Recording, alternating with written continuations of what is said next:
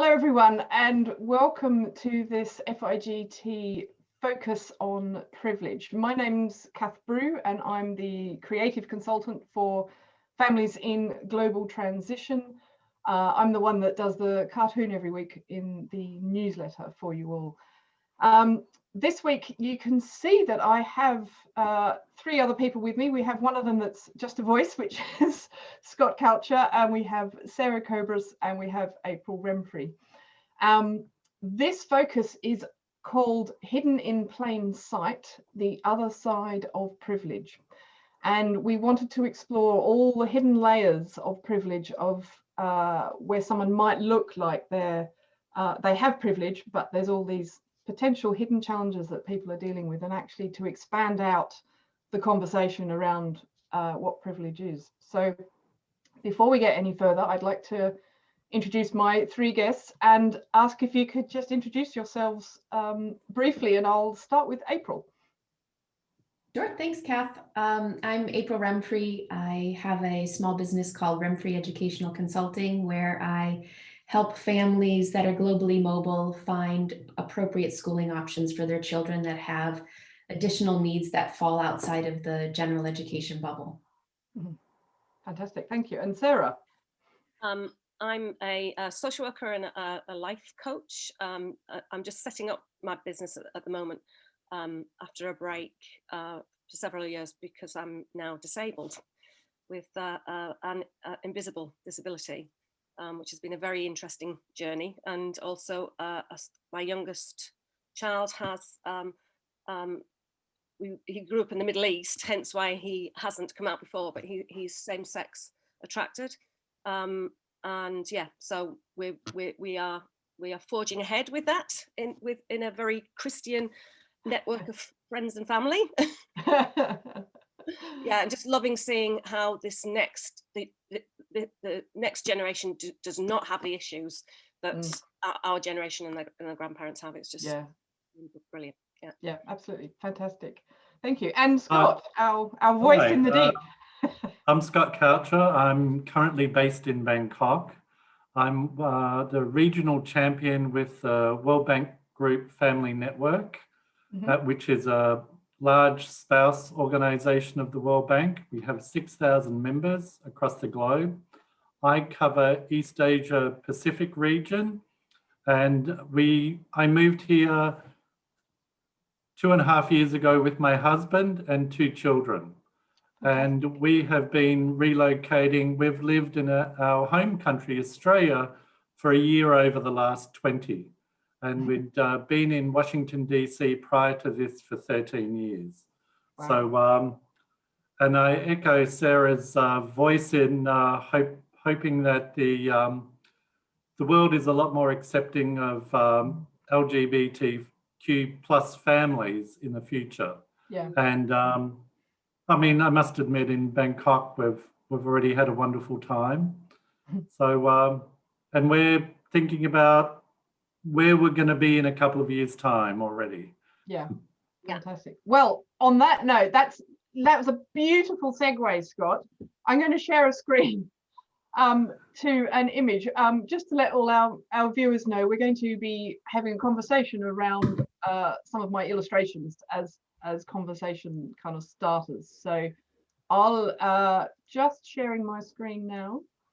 This is the first cartoon. So this very much highlights some of the complexity of privilege, where 2 men, white males, in many people's views, couldn't be more privileged being white men, but it's about choosing your next country and the complexities of what that might mean in terms of the conversations that people have to have. So I thought I would probably call upon Scott first, as someone who actually has experienced this, and just, can you give me your initial reactions and some views on this? Sure. It's certainly something we've faced over a long period of time. I'll give you a couple of examples. When we lived in Bangkok the first time 20 years ago as a couple, and we lived here for 3 years. So for the first 2 years, I wasn't exactly, because I knew same-sex relationships weren't recognised by the government. But, sorry, I've got my dog scratching at the door. But, and the visa extension was written in Thai. So one time we renewed the visa and, you know, the person renewing, who was a general, said, oh, so what's the situation with HIV in Thailand at the moment? Because my husband was a HIV researcher at the time. And I said, oh, it's very serious, but, you know, there's a lot of good being done. And then later we had the letter translated. And the reason I got the visa was it stated that I was invaluable to my husband's research. It had no recognition of the relationship. I was just an invaluable person to the research. And possibly the assumption of the gay community and HIV as well. Possibly. Yeah. And in Washington, the World Bank was very supportive, but when we moved to the US, there was a conservative government, and our relationship was recognized within the bank, but not federally.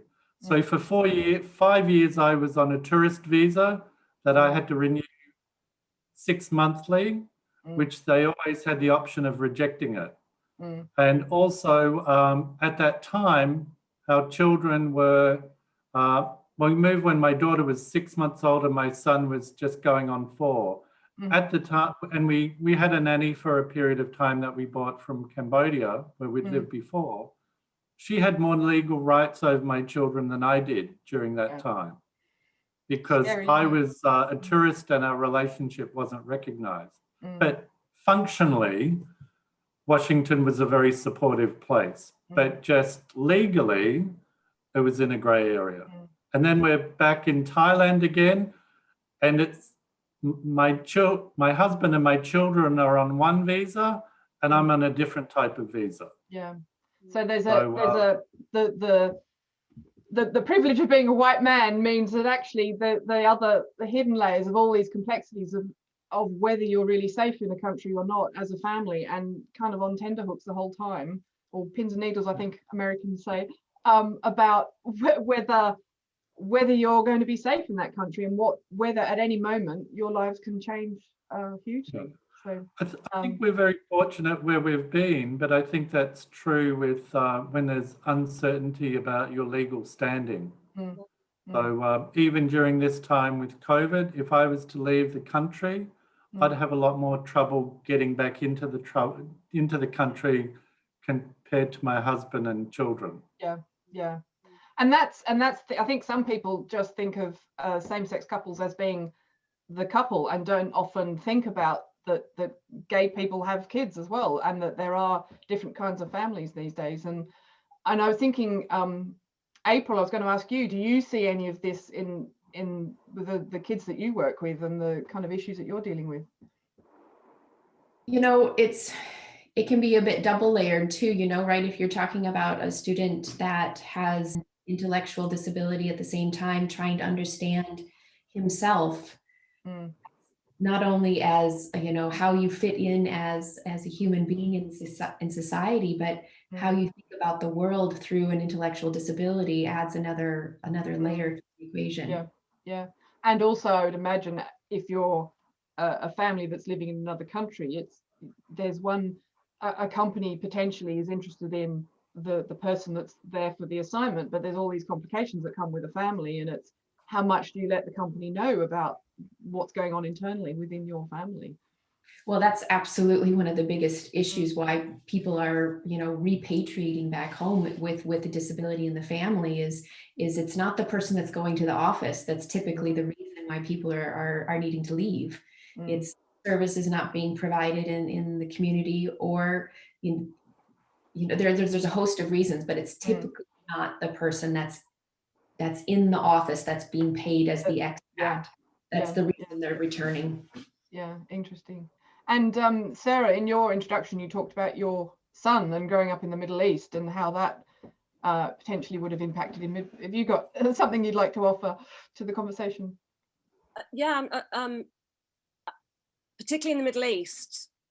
you only find out how tentative your position is when you're in deep trouble. Yeah. And I don't think companies particularly prepare people for this. There's a very thin veneer out there. So specifically, there was a couple I knew, and they were from San Francisco, and they had adopted 3 children from Africa. And very tragically, one of the children got a very bad virus and died suddenly. And they spent the next 18 months in jail because they didn't recognize adoption. So the official view was that they had adopted these children to harvest their organs and sell their organs on. It was, and you know, this was in 2014. Yeah. You know, so I don't think it's just not part of the prepreration, the reality. And so very often there's an assumption, and particularly around an issue like homosexuality, there were couples that had gone out there, and it seems like it's liberal, but it isn't, you know. So yeah, so definitely, the companies are not taking enough responsibility around that. I think, I was just going to say, I think one of the really interesting things around that is that there needs to be, I think that companies need to really value what their employers saying, that they understand what their life actually is and what that means, that someone else who doesn't live your life might not realize that the potential threats that you could be under. And earlier this year, before COVID properly hit, I went to Qatar with a friend, and she was interested in everything to do with about how to behave and how you needed to dress as a woman. And that was one thing for me, but I had all this other stuff as a lesbian that I had to think, right, how I'm very publicly open in my life here. How do I manage there? Will they know? What does that mean? And yeah, it can be hugely complicated. I wanted to, it feels like a very sharp change of subject, but I wanted to move to the next illustration because we only have limited time. So the next illustration. Could I just make one quick comment, Kath, on that? Just with having children in a same-sex relationship, I think too the kids go through a process where they have to come out to all their friends again. Yeah. So when with a new school, they have to come out again and make people aware or choose what they want to do. That's what we've always encouraged our kids. It's your story. You do what you want to do. And just one thing, when our son graduated this year, and there was photos that they collected from all families at the presentation, and we were online, and we were the last family, and you could see in the room that when our photo shot up, everybody's head turned to my son because it was because he selects who he tells about his family. Yeah, so it was very interesting. I mean, it was very positive, but it's just an example. Yeah. And also how badly wrong that can go when that information is not within the control of somebody, when it's taken out of their control. And that was something I wanted to definitely with all of this is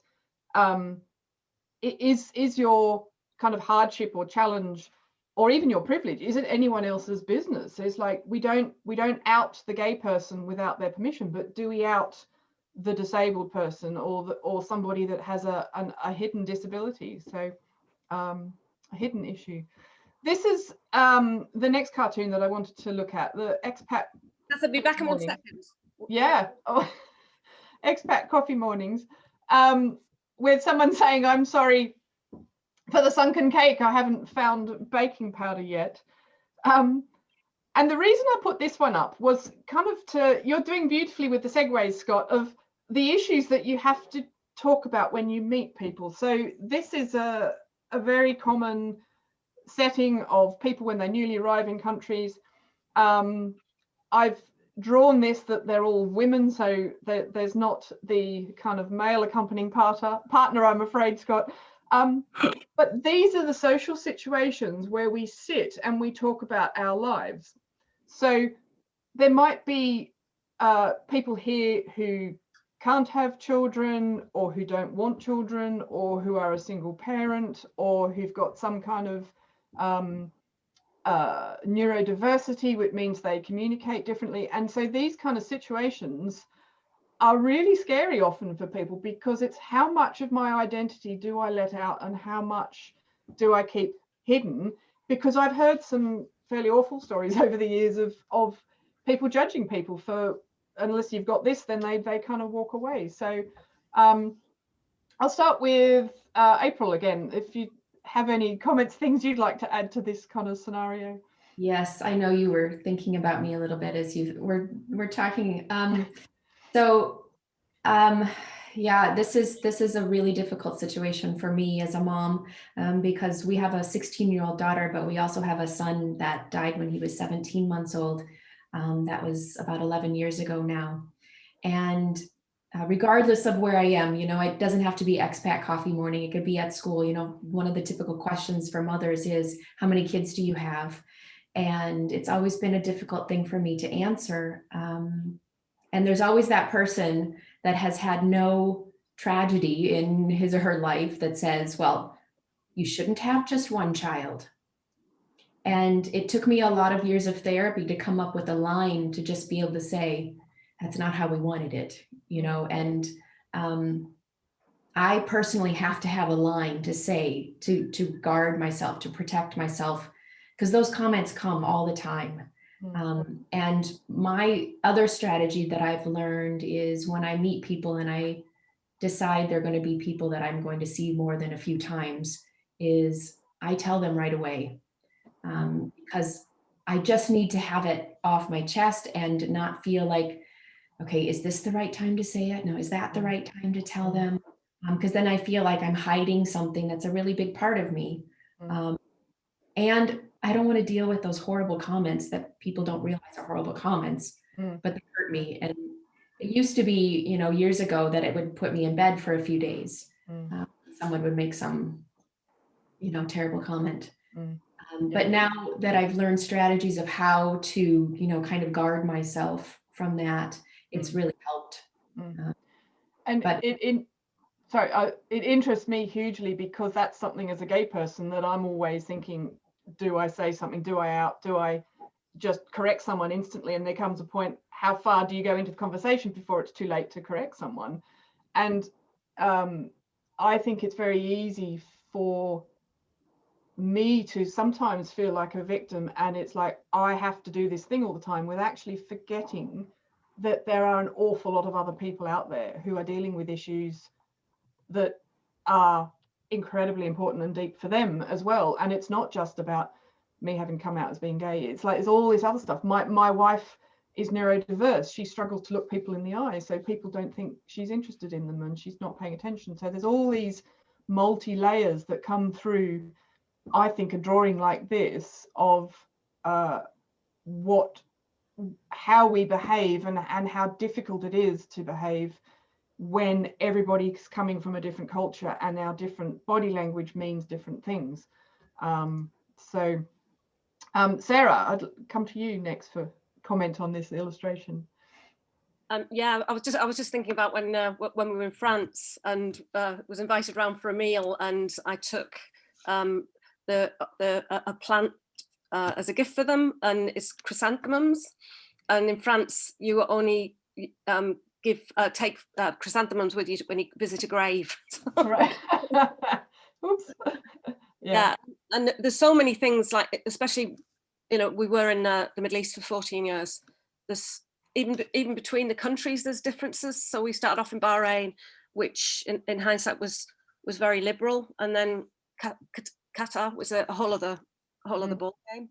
You know, so it's all those sort of things, and because we'd lived there long enough, I would get really upset when I'd go to the malls, and I would see Westerners not covering themselves, you know, wearing vests and things, because, you know, we are, when you're in a different country, it's you know, it's all about honoring your host, and that's sort of side of it, because you just knew it did nothing to improve relationships with local people. you know, Yeah. sort of on both sides, both for the visitors and the hosts, particularly in difficult environments like that. Yeah.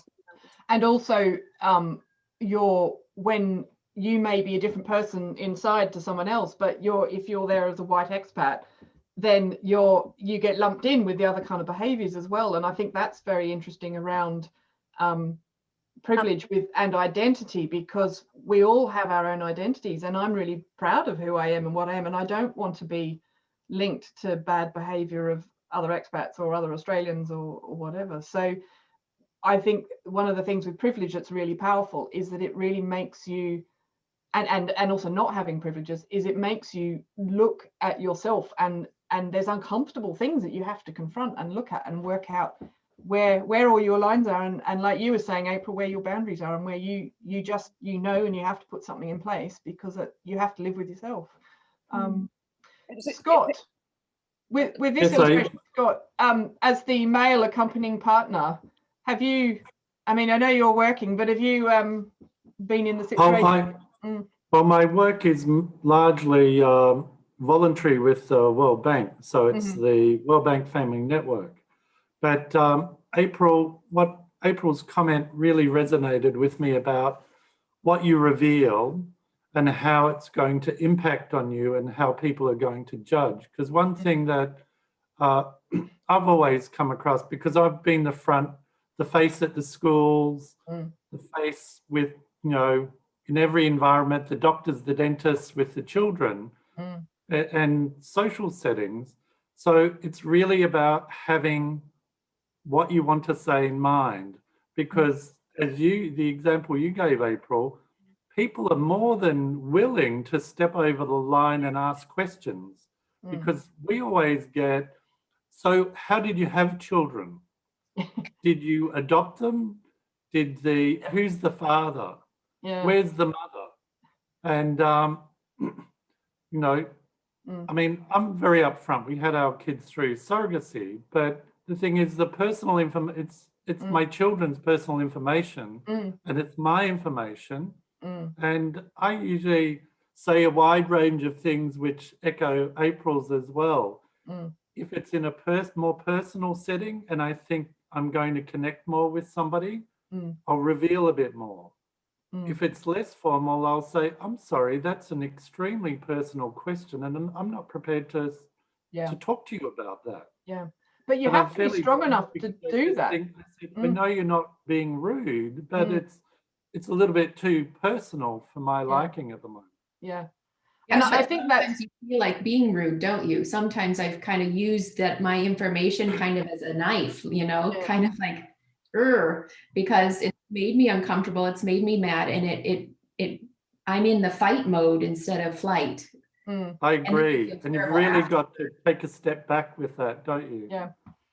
Yeah. And I was just going to say, I think it's interesting what you were saying, Scott, because there are things that are incredibly personal, but there's also, one of the things I've found is, if I don't say something to someone, then I feel like I'm lying to myself, and it's like, then I'm hiding because I'm worried about their reaction. And so there's this constant conversation in your head that can be really exhausting. So and I think everybody has layers of things that they're dealing with, that they're making these decisions on, but when it's so linked to your identity and the core of who you are and how you've lived, and I mean, whatever the issue, I think it can be quite a tiring thing. So that starting in a new country is one thing, but all these other layers means that your experience is so much more kind of exhausting mentally and emotionally, and every time you start somewhere new, not only are you having to get used to the people that you're dealing with, but then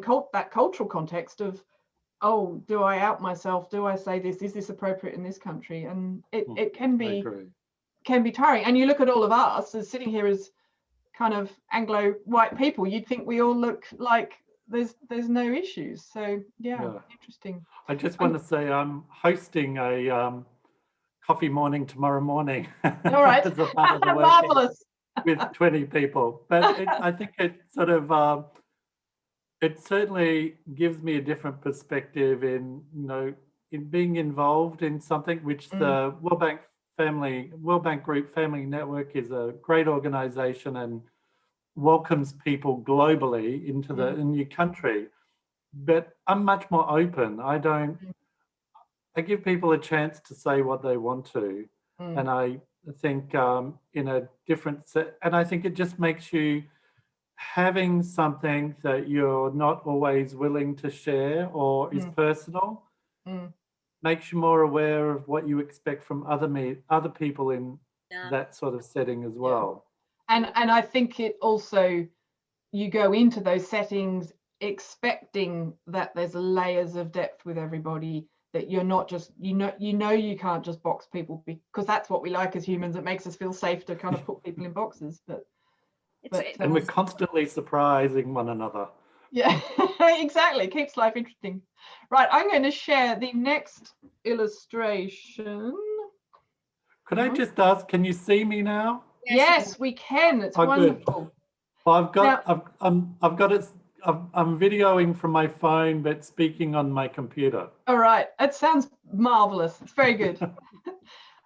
This illustration has kind of a few more words really than a quick grab one, but basically telling the kids that you're moving again. And when I created this, I was thinking about a lot of the work that you do, April, and the kind of, on one level there's the company decision, but then the internal havoc that may play on a family with particularly a neurodiverse child, or a child that needs routine in a way that they've just got used to their systems, and then their whole world is completely thrown to pieces, and how you manage that, and whether it's medical issues or kind of learning abilities, all those kinds of things. How do you see something like this impacting the people that you work with, April? Well, I want to say that it doesn't just apply to those students that have been my students for the last 20 years, right? It's we have this phrase that we use a little bit too much, I think, with children. We say, oh, they're resilient, they'll be fine. And that, I think, as a parent, takes some of that guilt off your shoulders, and you think, oh, they'll be fine, they're resilient. Where in reality, every child's going to deal with the upending of the move differently. And one of the things that we've had to deal with our daughter, she has pretty severe anxiety and depression, as well as being bisexual. So there's lots of different layers there. But one of the things we learned when we moved here to Switzerland 8 years ago is that she just told us what she thought we wanted to hear, because she was too anxious to be able to tell us what she was really feeling, which is now what she's dealing with now at 16.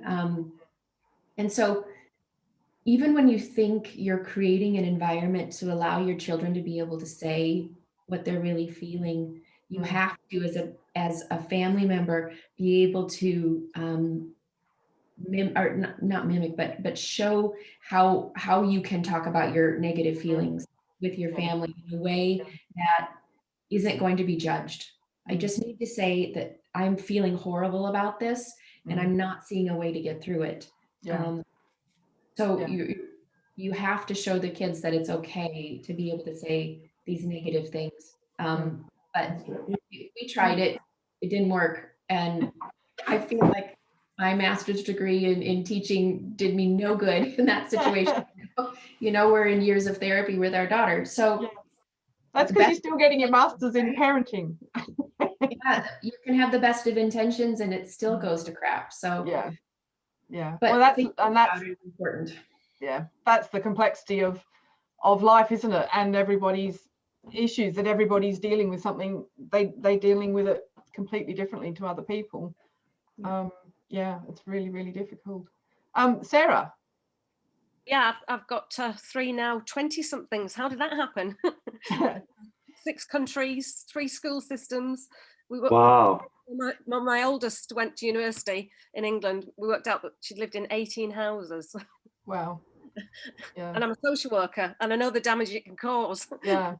So that resilience idea kind of, it also has the other effect as well. Yeah. To become resilient, they have to go through the pain. And we as parents want to button cotton wool. Resilience is learnt, it's acquired. But just to bring hope to the table. But yeah, this particularly makes me think of my middle child, Alice, who is, we're all ambiverts, but she's more the introverted side, and she's not a verbal processor. So when we moved to France, in my mind, I was thinking, well, we've already moved to Bahrain and Qatar. They're all okay. They know how to do this. But she was 7, and she went from all her memories were in Qatar. We've been there for 5 years, and suddenly she's in the French system, full immersed in the primary school, and ended up got so ill physically and mental health wise that the doctor was going to put her on medication. Luckily, the school were very supportive, and they go to school for 4 days. They have Wednesdays off for extracurricular. So the only way we could get her in was if she went on Monday morning, she could have Tuesday off. If she went on Thursday morning, she could have Friday off. And it took 4 months to get her back into full-time education.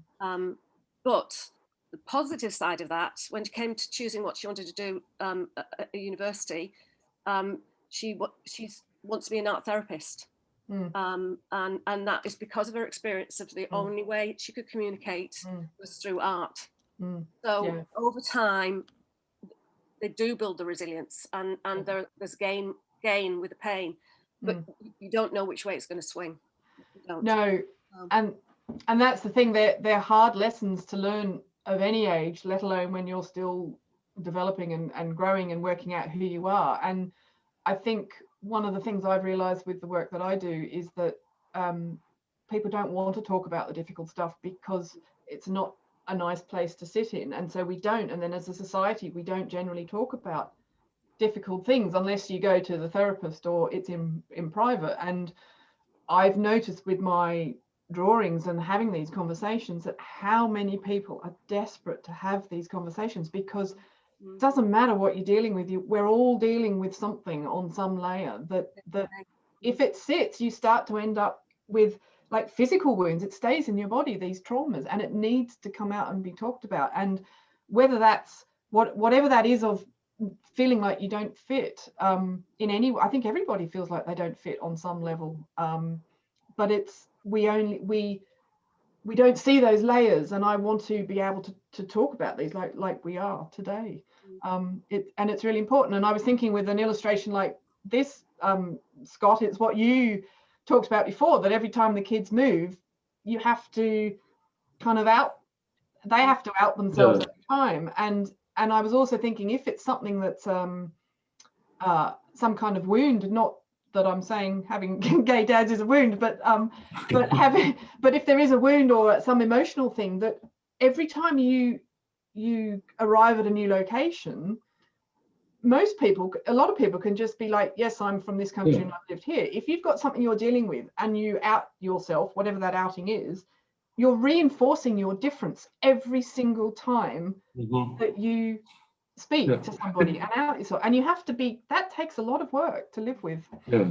We've been fortunate that we've been in supportive environments, but when we moved here, just as Sarah and April have spoken about, with our son, he'd just turned 16, and it was particularly challenging moving after 13 years in Washington.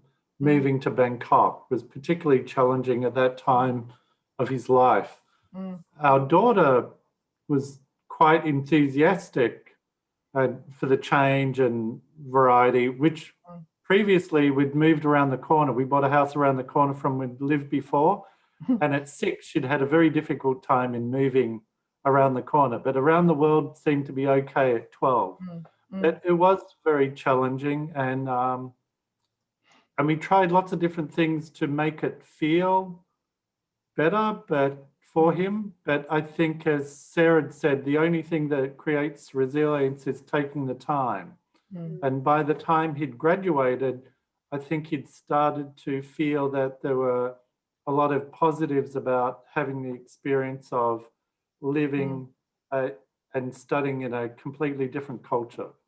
Whereas our daughter had a bit of a hiccup, but now she's accustomed to where she is, and I think part of the other side of privilege is coming out, the comforts of being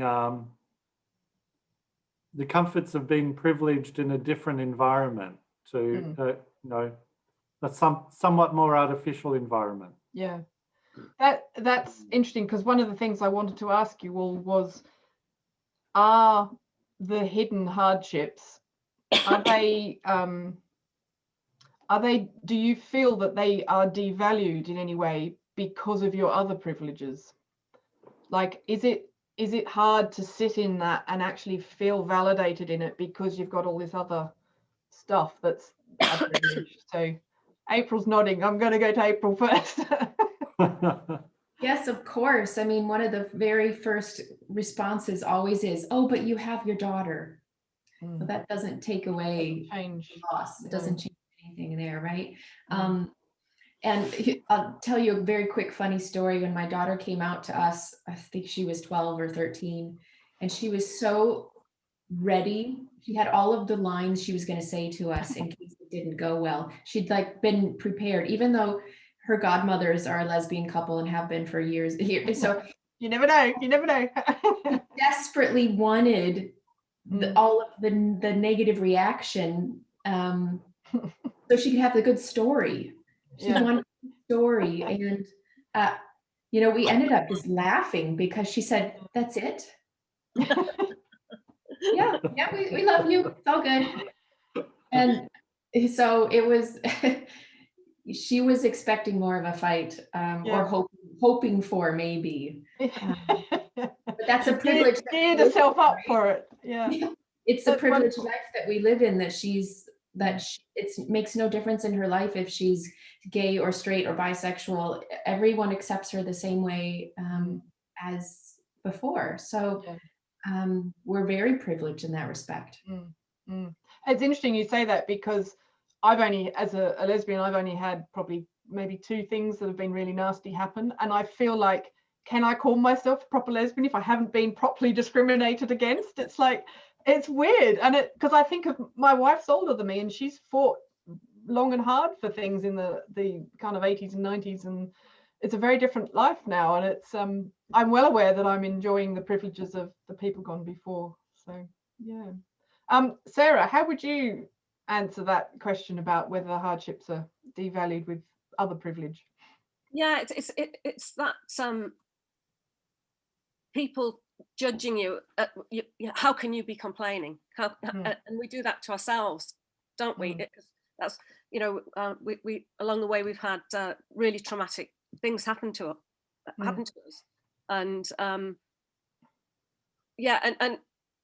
nobody wants to hear about the negative stuff as well. So you know, I'm just thinking that, but the normal process, every time I land somewhere, I seem to be befriended by somebody, and the minute you tell them your story, they run a mile. you know. But that's it's. I want to live authentically. I don't want to live with a mask, you know, continually. And then you're judged if you take off the mask and you're not perfect, you know. And I think things like Facebook and everything's made it much worse about that, because it is. I'm like you, Scott.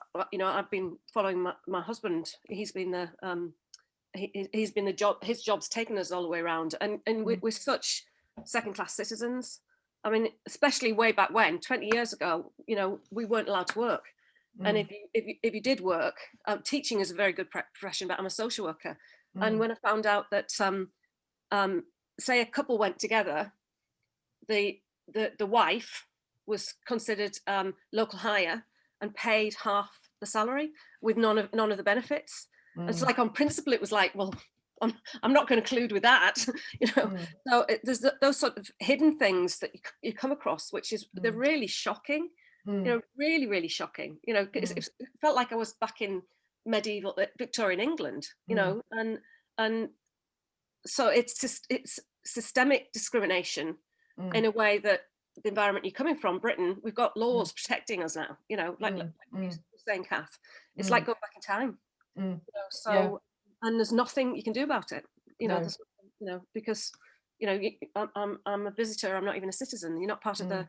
You can't vote. You can't you know, so yeah, But yeah, anyway. that's really interesting. And it's also fascinates me that you'd think if people are dealing with all of these things, the energy that goes into managing that, so you're just surviving of whatever your kind of hardships are, if companies were able to actually embrace that more fully, then imagine how much better you could be in terms of putting 100% effort into everything that you're there for, rather than worrying about whether the company knows that you've got an autistic child, or whether your child's gay, and or can we go and live in the Middle East because we're worried that that'll be a problem for them, and all those issues.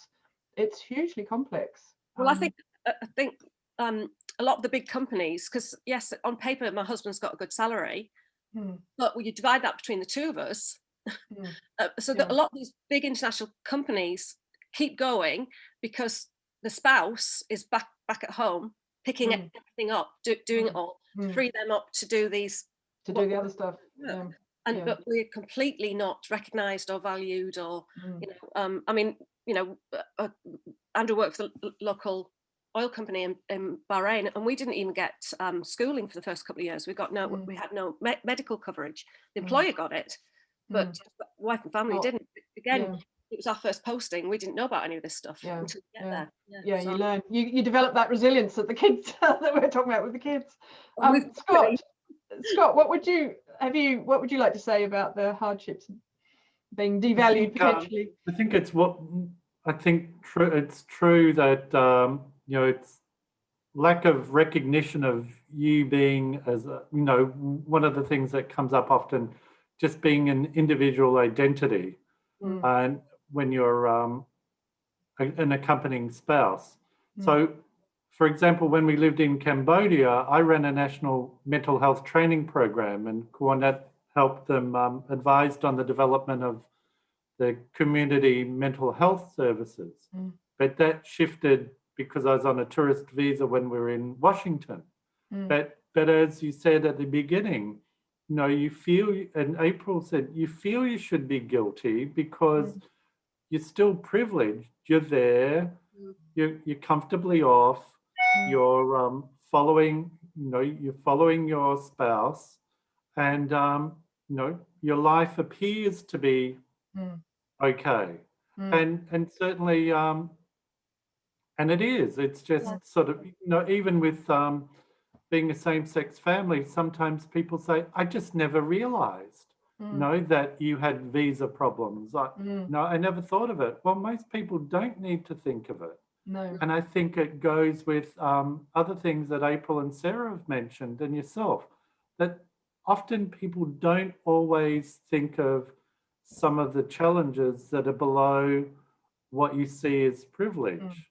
And but I think too, you know, that's where the bind is, because we are very fortunate. I do feel fortunate to be in the position that we're in, and to give our children the experience that they're having.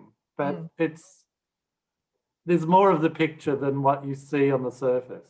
Yeah, absolutely. And I think a way for all of us to, like you say, walking into that the coffee morning room and seeing people, is that actually maybe it's really simple, but it's just asking people open questions, not assuming we know something about someone, and realizing that when we're talking to someone, we're seeing them through our own biases as well, and even social biases. I mean, I know that even as a gay person, I will still often assume someone's partner is the opposite sex, and I'm even the one that's dealing with this stuff. Like, it just, there's so much ingrained that you don't realize, and it's not till you're presented with these things that you start to peel back all those layers and actually realize. And I think that's I was just going to say, I think that's one of the most amazing things about this life, is that it forces you to confront yourself, and you have to work out who you are,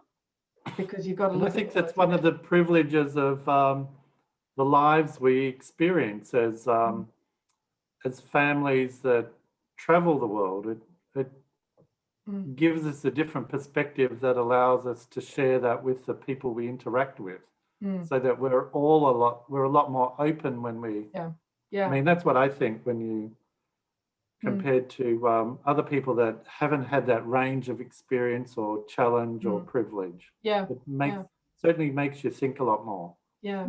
So we're almost out of time. So I just, on that note, I wanted to say, so about essentially the leaving message that we could leave with everybody is actually that by being authentic and being ourselves, we're helping ourselves to live, or to be who we are, needing to live how we are. But actually you're then spreading out that learning to other people, and there's a lovely kind of spider effect of kind of going out. And although we're living this life, it has this ability to wonderfully influence other people. So yeah, I think that's probably going to be the end of our conversation, because we're right at time and I don't want to go too much longer. But thank you all very, very much for coming to talk about this. I know that subjects like this can be difficult to talk about, and because they're things that are really important to us, and that's one of the difficult things about kind of living a life that means you come into contact with lots of different people, and your experiences have lots of different reactions depending on the cultures and the environments that you're in. And I think the more we can have these conversations, the better we'll all be, really. So yeah, so thank you very much. Thank you, April. Thank you, Sarah, and thank you, Scott, and Scott's shadow, the voice down below. Thank you very much for joining me, and I will see you all again sometime. Lovely meeting you, April and Sarah too. Hope to see you next year on Zoom. Yeah, bye-bye. Bye. Bye.